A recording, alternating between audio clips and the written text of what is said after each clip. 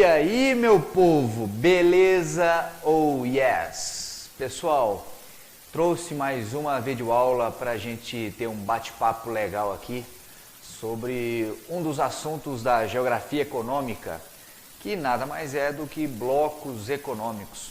Então eu preparei alguns slides para falar especificamente com vocês sobre o tema blocos econômicos. Nessa aula, o alvo maior da aula é esmiuçar, falar para vocês sobre aqueles níveis, aquelas etapas de integração dos blocos econômicos. Não vou entrar em detalhes sobre nenhum dos grandes blocos, vou somente citá-los, porque o foco dessa aula é exatamente esses níveis de integração. Outras aulas, posteriormente, a gente pode abordar blocos separadamente, com as características próprias de cada um deles. Mas enfim, pessoal, vamos lá. Vem comigo então nesse raciocínio aqui. Antes de entrarmos nos níveis de integração dos blocos, é interessante falar sobre o que é um bloco econômico. Então, eu trouxe aqui uma breve definição sobre o que é bloco econômico. Está lá, acompanhem comigo. União de dois ou mais países para o estabelecimento de acordos econômicos e ou comerciais que os beneficiem mutuamente. Então, meu povo, a ideia é simples assim. Bloco econômico é a união de dois ou mais países para o estabelecimento de acordos econômicos comerciais entre si que tragam benefícios para esses países que se uniram. A ideia, de uma forma bastante simples, é o quê? São os países se unindo, economicamente falando, para que eles se tornem mais fortes. É a ideia da união fazer a força. Esse é o princípio básico dos blocos econômicos. Lembrando sempre que a tendência de formação de blocos é uma tendência relativamente recente do capitalismo.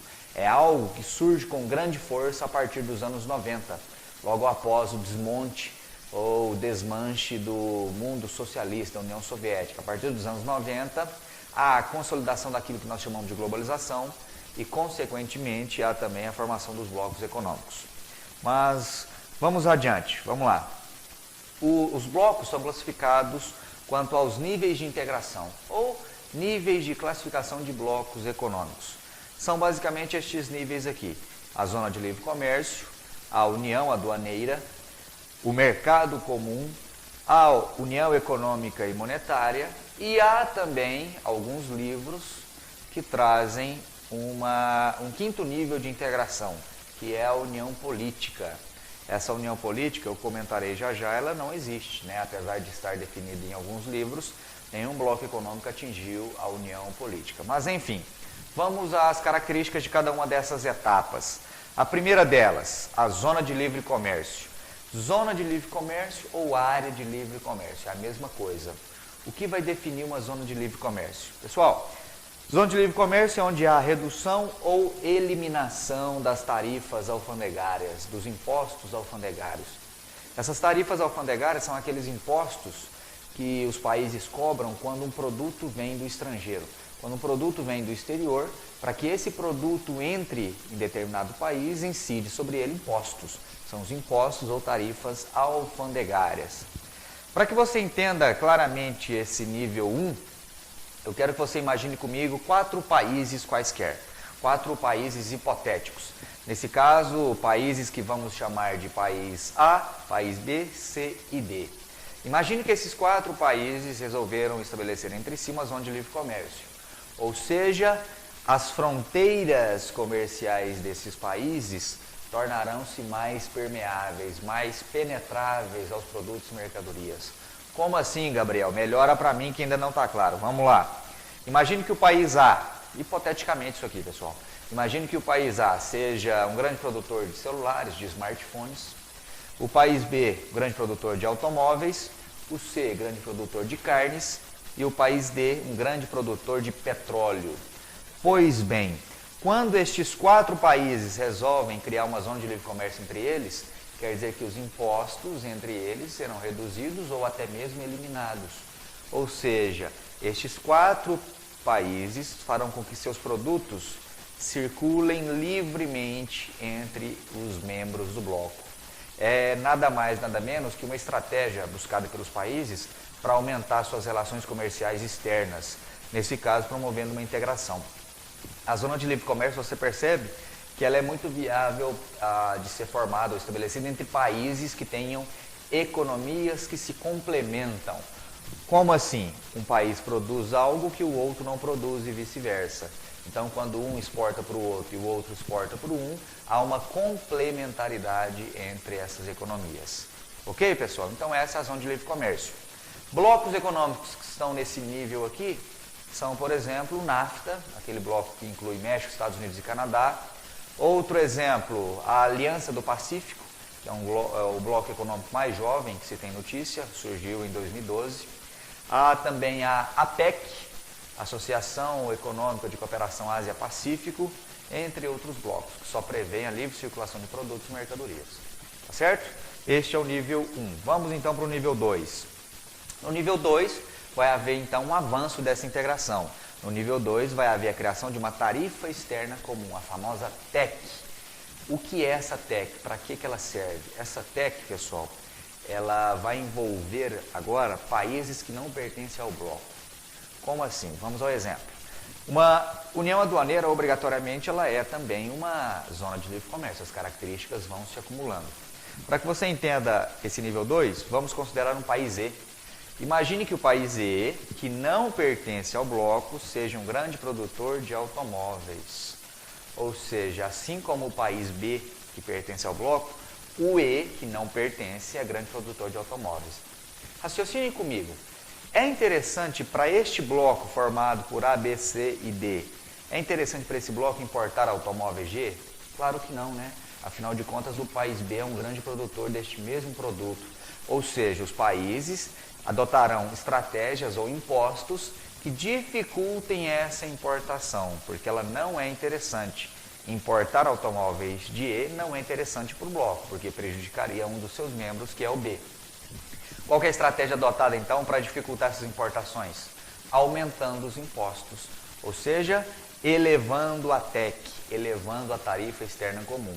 Se alguém dentro do bloco econômico quiser importar o automóvel de E, isso é permitido, porém o imposto será muito alto, o que certamente vai acabar desencorajando muitas pessoas a fazerem esse tipo de negociação com o país E, imposto elevado. Ou pode haver uma situação contrária. Imagine o país F, que também não pertence ao bloco. O país F, você vai considerar comigo, que é um grande produtor de bananas. Olha aí que beleza, bananinha dançarina. Ou, há dentro do bloco algum país que seja produtor de bananas? Neste meu exemplo, não. Então o bloco, se quiser consumir bananas, terá que importar essas bananas. Nesse caso, vai haver uma facilitação para a importação de bananas. De que forma que se facilita a importação de um produto? Reduzindo-se os impostos que incidem sobre ele. Então aqui vai haver uma redução da TEC. Beleza, gente? Então, o nível 2, União Aduaneira, define-se a TEC, que prevê as relações comerciais com países que não pertencem ao bloco. Nível 3, vamos ao nível 3. Nível 3, que é um nível ainda mais avançado que o anterior. Só para exemplificar, na União Aduaneira, um exemplo de bloco seria o Mercosul. O nosso bloco, o bloco do qual o Brasil faz parte, apesar de a sigla Mercosul significar Mercado Comum do Sul, o Mercosul ainda está no nível 2. O Mercosul ainda é uma união aduaneira. Não se esqueça disso, tá? Nível 3, portanto, Mercado Comum. No Mercado Comum, meu povo, vai haver o livre trânsito de pessoas e de serviços. Ou seja, quem estabelece ou quem chega nesse nível 3 permite que seus cidadãos circulem livremente entre os países membros sem necessidade de visto, sem necessidade de passaporte, além de que haverá também a permissão para o livre trânsito de trabalho. As pessoas, por exemplo, que nasceram no país A, podem desempenhar atividade de trabalho no país B, C e D, sem necessidade de autorização do outro governo, porque já há nesse nível 3 um acordo entre os estados, entre os países, que permite esse livre trânsito de pessoas e de serviços. Um exemplo aqui é a União Europeia que consolidou e de uma forma muito bem sucedida esse nível 3, o mercado comum. As pessoas na União Europeia circulam livremente entre as fronteiras nacionais. Nível 4, União Econômica e Monetária. Nessa União Econômica e Monetária vai ocorrer a unificação das políticas econômicas e também a criação de uma moeda única. Novamente, o exemplo é a União Europeia. Na União Europeia há um Banco Central único, o BCE, Banco Central Europeu, que rege a economia dos membros do bloco, e há também uma moeda única, o euro. Ou seja, no nível 4 a integração ela é ainda mais avançada. O nível 4 ele acumula todas aquelas outras características que nós já mencionamos, desde a zona de livre comércio, passando pela União Aduaneira, Mercado Comum, até chegar na União Econômica e Monetária. O único bloco que chegou até o nível 4 foi a União Europeia. Lembrando que a União Europeia chegou no 4, mas não conseguiu consolidá-lo. Há alguns países que não adotam, por exemplo, o euro como moeda oficial. Talvez os principais exemplos sejam o Reino Unido, que segue utilizando a libra esterlina, e há outros países como Suécia, como a Dinamarca, entre outros que não fazem uso do euro. Pertencem à União Europeia, mas não pertencem à zona do euro. E para fechar, meu povo, a união política. É necessário deixar claro, como eu mencionei lá no início da aula, que nenhum bloco chegou ao nível 5 da união política. O que seria essa união política? Pressupõe a unificação das leis, ou seja, a união política pressupõe a existência, por exemplo, de uma constituição única, de uma unificação dos sistemas judiciário, sistema político, eleitoral, sistema previdenciário. Seria o estágio máximo de integração entre países. E em termos práticos, se um bloco econômico um dia chegar nesse nível 5, esse bloco ele se transformará na prática em um país. Na União Europeia, houve até no começo dos anos 2000 a proposta de uma Constituição Europeia, uma só Constituição para todos os membros do bloco. Essa Constituição foi rechaçada, ela foi rejeitada pela maioria dos membros. Por quê? Caso ela tivesse avançado, os países europeus eles perderiam ainda mais a sua independência. Já não tem independência ou sua autonomia econômica, perderiam também a sua autonomia política. E aí a Europa se transformaria na prática em um país, um grande país Europa. E os atuais países seriam como se fossem estados de uma nação. Tá certo? Então há alguns livros que trazem o nível 5, a união política, mas ela nunca foi estabelecida. E dificilmente será.